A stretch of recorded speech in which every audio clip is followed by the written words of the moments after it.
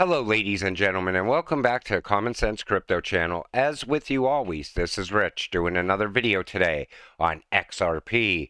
So I want to wish all of you a happy and healthy new year wherever you are in this great, great world.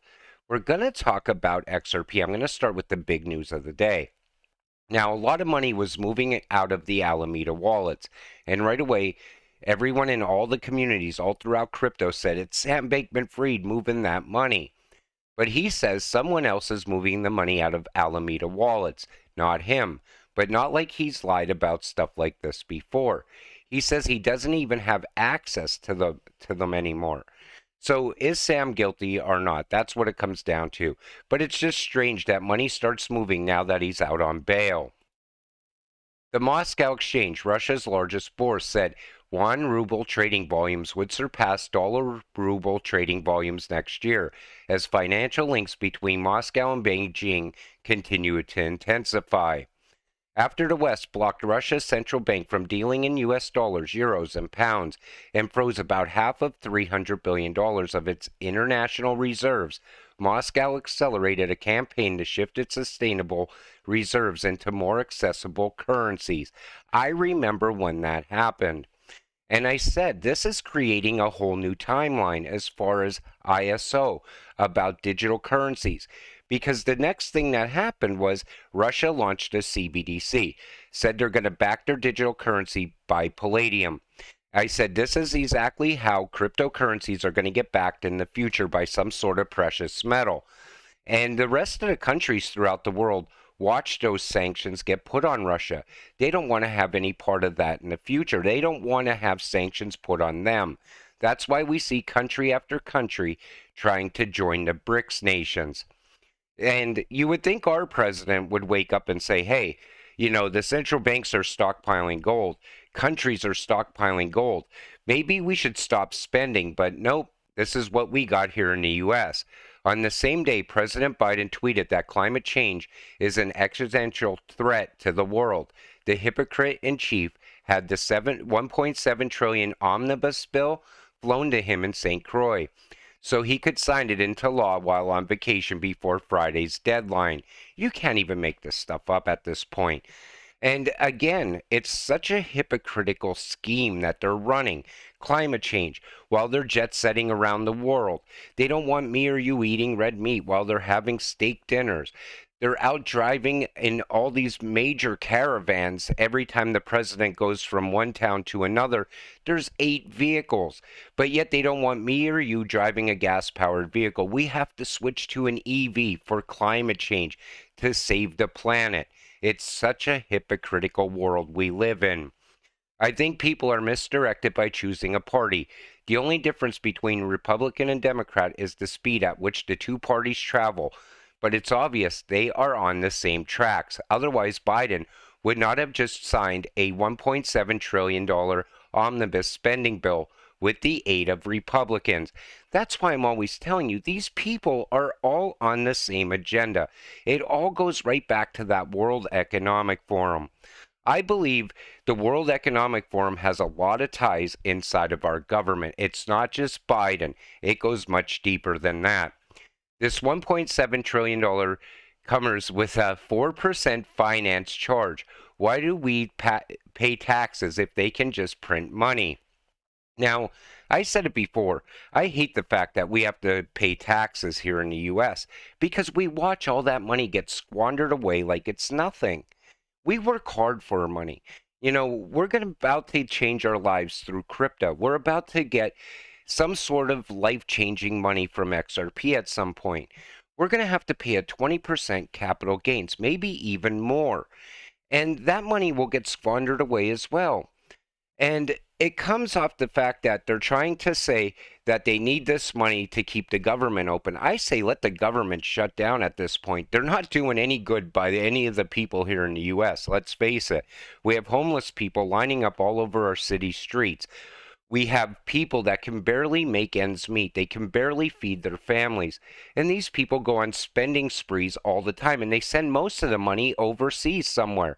And I still believe it all gets laundered back here. But the good thing about this bill is the fact that they're going to turn the printing press back on. And when they do, it's probably going to push the prices of crypto up. I'm more worried about a severe liquidity crisis than hyperinflation. The Fed doesn't have the tools to mitigate the scale of this crisis. I'm saying the Fed won't be able to print enough money. It can't by law. Fiscal spending has a limit.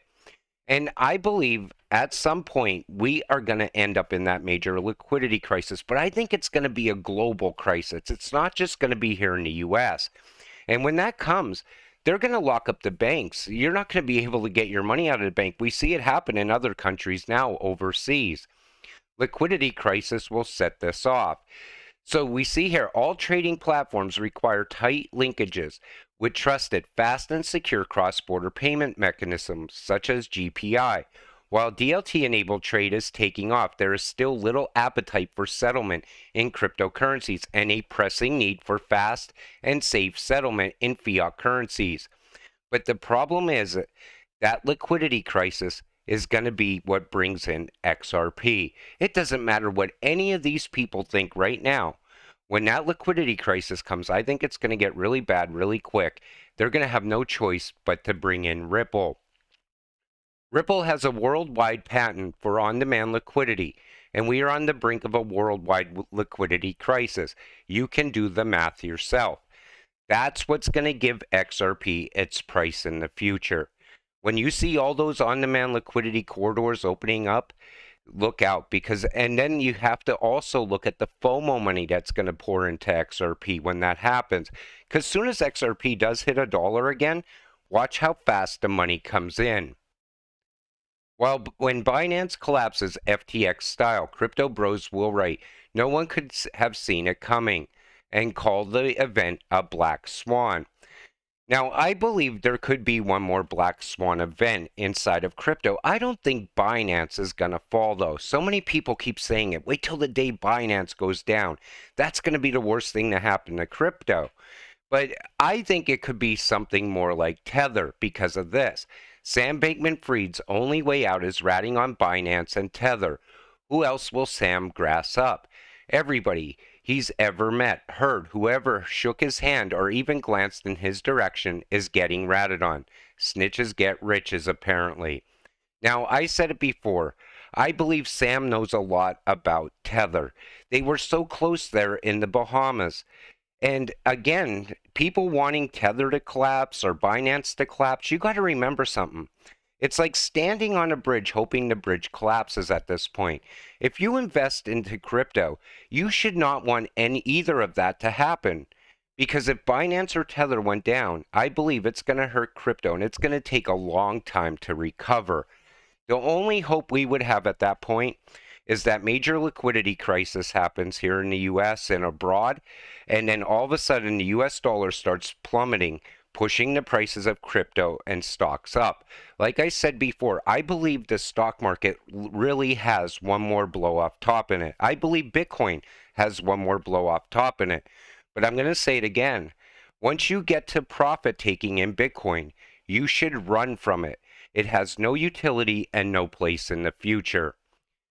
Let's talk central bank digital currencies. We offer a complete platform for managing the full CBDC life cycle from minting through destruction.